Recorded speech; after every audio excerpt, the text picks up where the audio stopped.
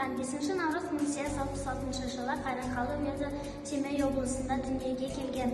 27 қыркүйек 1937 жылы қайтыс болды. 19 ғасыр соңы мен 20 ғасыр басындағы қазақ зиялыларының қоғам және мемлекет қайраткері қатарындағы аса ерекше тұлға.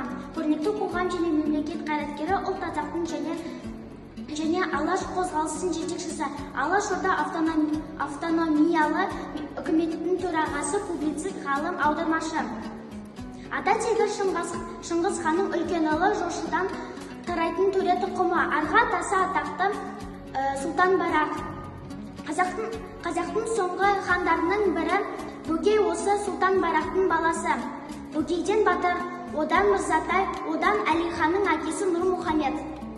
Әлихан Бөкейханов білім алу орта және жоғары оқу орындары 1878-1879 жылдары ауыл молдасынан сауат ашады. 1879-1886 жылдары Қарқаралы қаласында қазақ балаларына арналған мектепте оқыды. 1886-1890 жылдары Омбыдағы техникалық училищеде оқып, оны техник мамандығы бойынша бітіріп шықты. 1890-1894 жылдары Санкт-Петербургтегі Орман технологиялық институтында экономика факультетінде оқыды. Әлихан ғылымның әр саласымен меңгерген ұлы тұлға.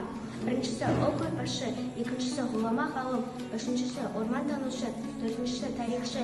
Елена Яковлевна Севастьянова жұбайы ағартушы, Яков Сергеевич Севастьяновтың қызы. Әкесімен Әлихан дала уайаты кассетінде танысқан. Қызы Елизавета Сенем. Смахул Сатуасковтың әйелі, ұлы Сергей Октай Бөкейханов, инженер-геолог. Қанаш Сатпаевпен бірге қызмет еткен. Жалпы қазақтың құрылды өткізілгеннен кейін Әлихан қазақ тарихындағы тұңғыш саяси ойым Алаш партиясының ұйымдастыруға кіріседі. Артынша 1917 жылы желтоқсанында бүкіл қазақтардың құрылтайында Алаш автономиясы жарияланып, Әлихан Бөкейхан сол алғашқы Қазақ Республикасының тұңғыш төрағасы, президенті болып сайланады. Әлихан Бөкейхановтың ел басқару ісінде ұстанған негізгі 5 идеясы. Бірінші, жер және жер. Жерсіз отан жоқ. Әр отанның өзінің жері болуы тиіс. Әлихан Бөкейхановтың айтқаны: қазақтар өзінің жерін ғылым және технологиямен игермейінше, ол жер сатылмайды. Екінші,